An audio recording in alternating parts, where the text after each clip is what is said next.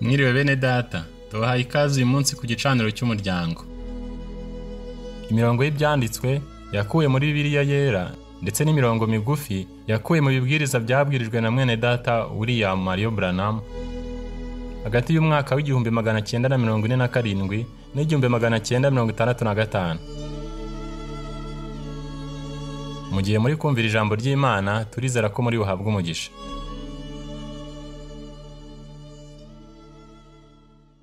Byakozwe n'intumwa igice cya 24 murongo wa 14. Ariko ndakwemerera iki, yuko iyo nzira ababita igice ariyo ngenderamo nkorera Imana y'abasogokuruza, nizeye ibyanditswe mu mategeko byose no mu byahanuwe. If a man is born again, and you tell me that you have been born again, and you do not believe that divine healing is a promise of God, and you do not believe that the baptism of the Holy Ghost is for the people today, then I'll have to say that your birth was of the wrong spirit. Niba umuntu yarabyawe ubwa kabiri, maze ukambwira ko wabyawe ubwa kabiri, kandi ukaba utizera ko gukiza indwara kwa Kimana ari isezerano ry'Imana, kandi ukaba utizera ko umubatizo w'Umwuka Wera ari uw'abantu uyu munsi, hanyuma nzaba ngomba kuvuga ko kuvuka kwawe kwaturutse ku mwuka w'ikinyoma. Because the Holy Ghost said that this promise isn't to you and your children, and to them that's far off, even as many as the Lord our God shall call.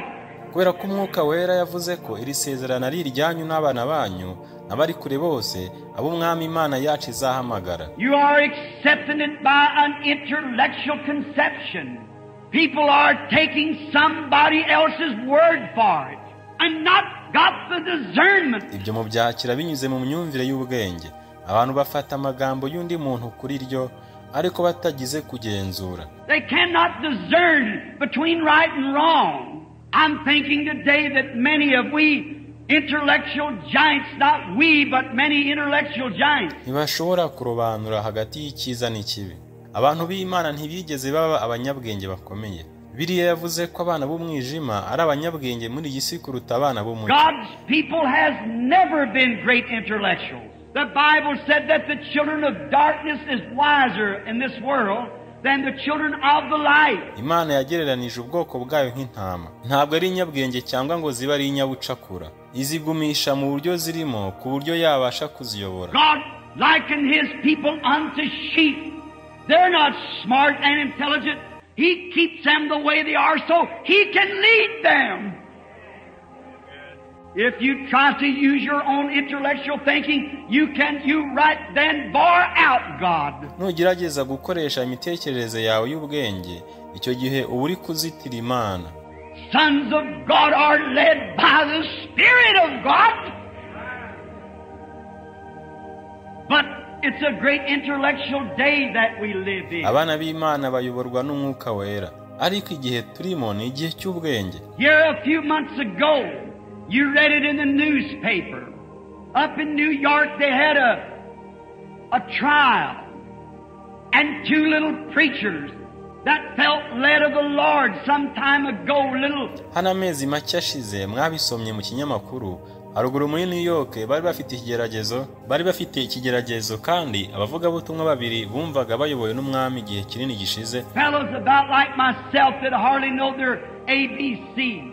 And the Lord led them to the Bowery, and they bought a certain building. Abagabo bato bajya kungana nanjye byari bikomeye kumenya n'inyuguti. Maze umwami abayobora muri Bowery, maze bagura inyubako imwe. And there they was preaching the gospel to their fallen brethren. Some great firm come to buy that. Kandi hariya babwirizaga ubutumwa bwiza bene data baguye. Ikigo kimwe gikomeye kiza kuyigura. And all of them sold out, but these little preachers, they had a revelation that the Lord wanted them to stay there. So they held their property, and the authorities brought them into court. Bose barakurishije uretse babavuga butumwa bato. Bari bafite guhishurirwa yuko umwami yashakaga ko baguma hariya, bityo bakomeza umutungo wabo, maze ubutegetsi bubajyana mu rukiko. And they sent and got one of the great intellectual giants, Attorney Greenwald, And he made those little fellows feel ashamed of themselves. maze bohereza umwe mu bagabo barebare cyane kandi bakomeye b'abanyabwenge, umwavoka Greenwald, maze atera abo bene data kumva bakojejwe isoni. He placed his words so correctly and so educational-like and in such a way that those little fellows didn't know how to answer him. Yatondekaga amagambo ye neza cyane muri ubwo buryo yari yarizemo cyane muri ubwo buryo ku buryo abo bene data batari bazi uko bamusubiza. For he was an intellectual giant, one of the best attorneys there is in New York. And they had the little fellows so confused they didn't know what to say. Ko yari intyozi ikomeye, umwe mu bavoka beza bo muri New York, maze batera bene data bato kumva bataye umutwe cyane, ntabwo bari bazi icyo bavuga. Finally he rapped and said, "What do you say for yourselves?"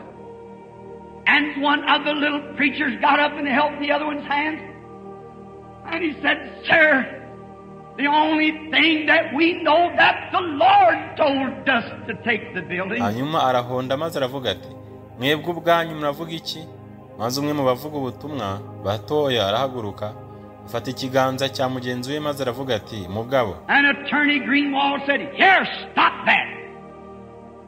We don't want no Lord in on this case." Ikintu tuzi kimwe gusa nuko umwami yatubwiye gufata inyubako.